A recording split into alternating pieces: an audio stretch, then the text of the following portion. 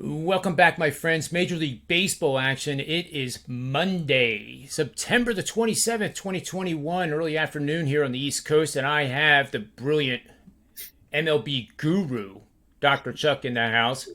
And speaking of gurus, I guess it's plural because That's right. I didn't even notice, but the people at Sportsmemo that produce our shows pointed out that we were 9-0 last week on the gridiron.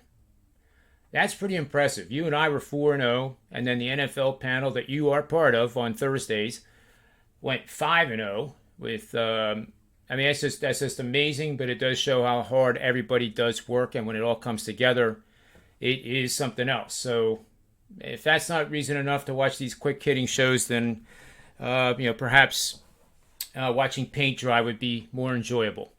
Yeah. But we thank everybody for watching our shows. We really like it. We're growing like weeds, and it's a lot of fun. But this show, we're going to get to the Major League Baseball action, which is getting really, really super exciting here down the stretch. Most teams have 6 games to go. In the standings, as we said, Tampa Bay's already clinched, but the Yankees swept Boston. Mm. If we remember earlier in the season, Boston did that to the Yankees in the Bronx, so they returned the favor and now have a 1-game lead over Boston in the wild card race, sitting in second place in the AFC. Toronto's 2 games behind Toronto and really has a mountain more than that. It's like double the size of Mount Everest to climb over both Boston and the Yankees because Boston plays 6 games against terrible teams, and if they don't do what the Phillies have been doing, they probably will win 5 of those 6, and they will comfortably leapfrog back over the Yankees, who have a much more difficult schedule going on down the road. In the National League, it's basically who's going to win the National League East. It's pretty much going to be St. Louis against the Dodgers, possibly. Could be the Giants, but isn't it a shame? And we always say this. One of the 2 best teams this season in Major League Baseball is going to be eliminated before we really get into the 7-game series. And that has to change, I think. I don't know how you change it, but that's a different show. But we're going to take a look at one of the teams that you and I both thought was going to do quite well, and that is the Oakland A's. And they are playing Seattle tonight. They're actually hosting them, and that game is set to start at 10:10 p.m. Eastern Standard Time. Seattle has right-handed pitcher Flexen, 13-6, 3.56 ERA, going up against the lefty Irvin, who I just love this kid. He's pitching for Oakland, 10-14 record, 3.99 ERA. Where do we go to bet this game, Chuck?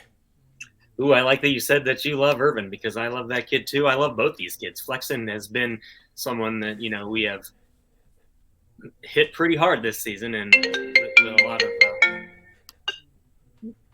with a lot of success. And if you're just looking at something to hit quickly, I am on the Mariners as the home team in the first 5 money line, which actually at some books is flipped, and I think that's definitely the right side. I don't have a big solid take on full game. The A's are going to feel like they probably need this more, even though I think the Mariners are the only team with a chance. But you bring up a good point. As fun as this has been to watch them and the Mariners with that nice sweep last week, it's going to be hard to stop those AL East teams, or AFC teams, Yeah.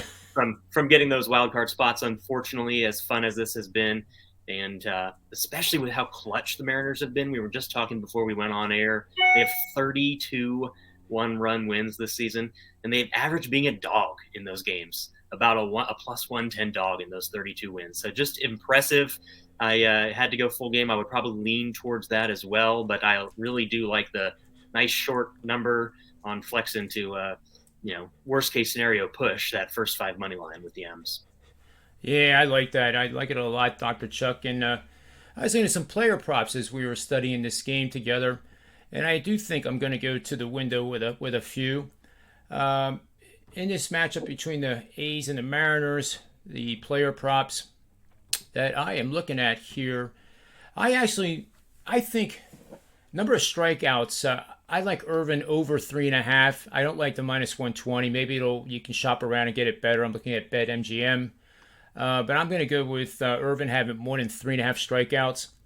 On the flip side, I'm going to go with Chapman being plus 320 to hit a home run, and he's .5. So he's either going to have zero or he's going to have more than zero. But I think at 320, looking at the history of when he gets hot, when he's not, and the likelihood probability is it's higher today than, let's say, any other day I've seen in the last 10, per my model. So it's based on probabilities. And I think he actually, I think he might do two things, Chuck. I think he might hit a home run, and I think he might strike out in this game. So there you go. But I like the 320 with Chapman in this game, and Irvin to get more than 3.5 strikeouts. Yeah, let's move on to the Chapman boom or bust is always good. You might cash both. That's right.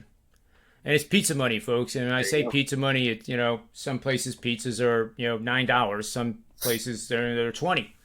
Get that but the point is, you're not betting like a fool on player props, and unless there's good reason. When I say pizza money, it's analytical, but it's also a gut feeling that something's going to happen.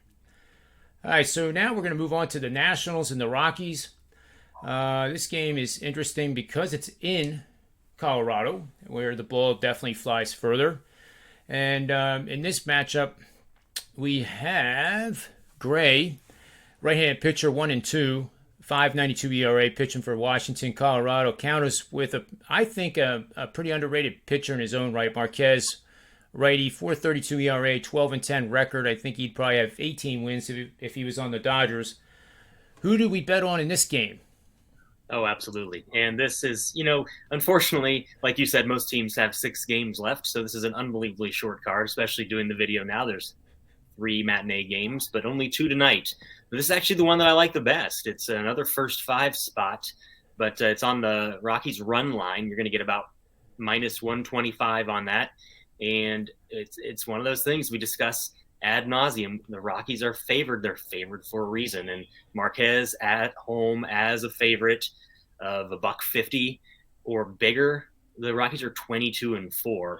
And narrowing that down further, just on that run line, they are 19-7 just in the first 5, which does sound like it's less, but that's because they have to have that lead. If you want to just do the money line on that first 5, you're getting a 24-2 run of not losing on that money line. So that doesn't include all wins, but it's a 24 of 26. You're not losing your bet proposition here on the Rockies at home. In addition, like you mentioned, Josiah Gray doesn't have it. I don't know if he's going to get it. I don't know if the Dodgers really fleeced the Nats, not only getting Scherzer and Trey Turner somehow, but the major piece coming back has been a big disappointment. And on top of all of this, the Nats arrive in Coors tonight with a plus 23 VMI. We talk about plus VMI being good. It's too high. You go north of 16, and there's a little bit too much movement on Marquez's stuff tonight, and might make the Nats offense look even worse. Yeah, and that's where I'm going with on the prop bet too, because of that and a few other things, but mainly because of that. I'm seeing in the wagertalk.com odds portal under 5.5 runs for Washington is my prop bet for this game. It's minus 130. I hate that, but I gotta say that if I could offer under 6.5, under 4.5, I think I would do it. Because I'm seeing over 4.5, paying minus 130 right now. So that would actually make it plus money to bet under. So maybe like half a pizza, 4.5 under at plus money, and then the other half of the pizza with mushrooms and sausage on 5.5 under. So that's a very short card, but I want to just cap off one thing with the National League East. And, when you don't score any runs against what I think is the worst team in years in the National League, and that's not Arizona, but rather Pittsburgh, there's something wrong. You score 3 runs against a pitcher, Crow. You have Suarez, lefty, who's pitching really, really well for the Phillies. They give him no run support. Then they lose 6-0. And granted, they had Krause pitching, and I believe that was his major league debut. But he did well. he did well enough to win. Let's put it that way. And the bullpen for the Phillies comes into Atlanta now probably with the best 7-game stretch they've had all year. Their ERA's in the low twos, which for the Phillies is unheard of. But whether they can jump over the Braves or not, it's going to take an act like the Yankees did to Boston. Philly has Wheeler, Nola, Gibson going, and those are the three I would want. The only concern I have is Nola is a night and day pitcher. When you look at his ERA on the road versus the ERA at home, it's like a tale of two different people. And then Atlanta's countering with lefty Fried, Anderson, righty. Morton goes game one, then Fried, and then Anderson, with Morton and Anderson being the two righties. So I'm thinking that instead of doing a prop bet, if you like Philly, to actually win the division, because they have 3 games at Miami, where they from time to time have struggled, but they have Suarez, Krause, and Wheeler pitches the finale. I can see them winning those 3 games on Harper's bat. I can definitely see that happening. So the Phillies could get 2 out of 3. I think the way you play this, Chuck, is you take the dog, and that would be the Phillies in all 3 games instead of the series price. And you know, instead of a 4% bet, we make it a 1% money line bet. And if you win, you take that plus your winnings and put it on the second game. If that wins, you go again. And that'll pay off a lot better than trying to do like a 3 or 4%er on the series price, which has not been released yet. But I don't think it's going to be anywhere close to the ROI that the Phillies would gain if they took 2 out of 3 over the next 3 games. And then we'll have to see. But granted, this is a reach. I'm not doing it because of any other reason that there's tremendous value right now back in the Phillies. And it ain't over till it's over. Well, and so just piggybacking on you mentioned it earlier, but the only other race that has these kind of lines up and futures, etc., is the West. And you brought it up a little bit, just what a crime this is kind of. The Cardinals are shortening that gap with the Dodgers just because they're being the Cardinals. But otherwise, it's just insane what a crime this is, because not only are one of these teams, and it's looking more and more like the Dodgers, the champs, are they going to be penalized because they're in the same division as the Giants, but they might be playing a week from today. Like, what, there's no guarantee. All or nothing. There's no guarantee they're not playing a week from today to determine who has to then play the next day in a wild card matchup and against the Cardinals. And we haven't seen the Cardinals have 6 games left. They may not lose until then. And so I don't know. It's just, it is really a shame for someone that doesn't want to see a team like the Cardinals make the World Series. But, I mean, I guess the rules are the rules, and what can you do? But hard to fathom a couple of 100-win teams, and this is what it comes down to. Yeah, it is. And the Dodgers, we talked about last week, are potentially going to break the record for a reigning World Series champion number of wins. They currently have 100. The record is 103, set back by those Baltimore Orioles in 1971, who had 4 20-game starting pitcher winners on that squad. Yesterday was the anniversary of Jim Palmer being the 4th starter. He got his 20th win 50 years ago yesterday. So I heard that, and I was like, "Oh, John." Yep.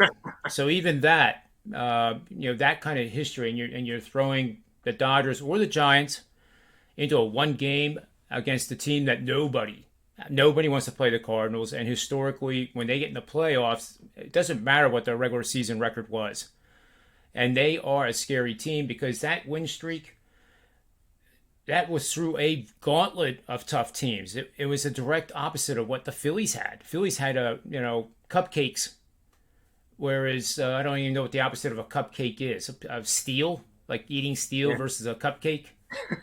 But the Cardinals overcame it, and they are peaking at the right time. And if I was the Dodgers, that would be the last team I'd want to play in the face of the earth right now in a 1-game winner take all. Wow, gross. Yeah. So there you have it for Monday. Make sure you listen to our other videos throughout the week, and hopefully we can keep this perfect 9-0 win streak going for you guys. We really appreciate you listening. So on behalf of Dr. Chuck, myself, sportsmemo.com, wagertalk.com, May all the wins be yours.